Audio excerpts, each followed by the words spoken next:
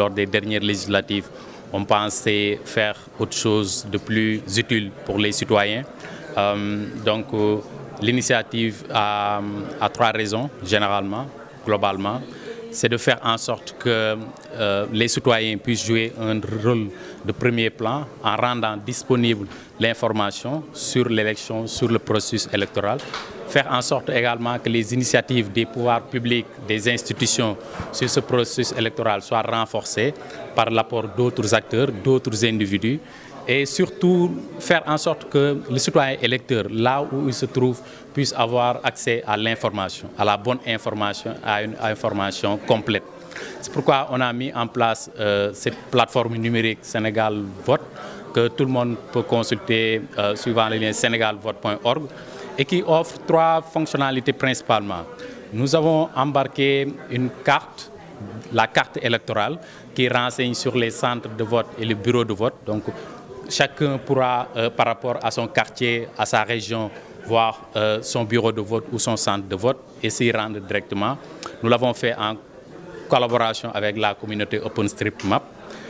Nous allons également embarquer une deuxième option qui est le guide de l'électeur, qui permettra à chaque électeur d'avoir l'information sur tout le processus, depuis le parrainage où on est aujourd'hui jusqu'à l'événement du scrutin. Vraiment faire en sorte que on sache qu'est-ce qu'on va faire à un tel niveau, de quelle information nous avons besoin, quelle action nous allons mettre en place. Donc c'est un guide qui sera décliné en format texte, en format vidéo, en langage des signes également. Mais surtout, c'est la troisième fonctionnalité, c'est de mettre à la disposition des populations les programmes des candidats. Les programmes des candidats sont utiles. Une élection présidentielle doit être une occasion de discuter des programmes. Nous allons saisir les différents candidats qui seront sélectionnés pour leur demander de communiquer aux Sénégalais leurs programmes, les perspectives et les propositions. En complément de cela, nous allons faire des tours dans 5 pôles régionaux au Sénégal, notamment à Kédougou pour la région Est, nous serons à Ziguinchor, nous serons à Kaolack, à Saint-Louis et à Dakar dans la banlieue, pour que les populations dans ces zones-là puissent relever leurs préoccupations qu'ils vivent au quotidien et sur lesquelles ils ont besoin que les candidats donnent des propositions, donnent des réponses. Donc c'est globalement tout cela qu'on va avoir sur la plateforme. C'est une plateforme collaborative qui est faite pour les électeurs et par les électeurs. Et donc on attend que les gens puissent l'utiliser de façon collaborative, qu'ils nous fassent parvenir leurs besoins, que nous puissions les intégrer et donner toute l'information sur le processus électoral qui va mener à l'élection de 2019.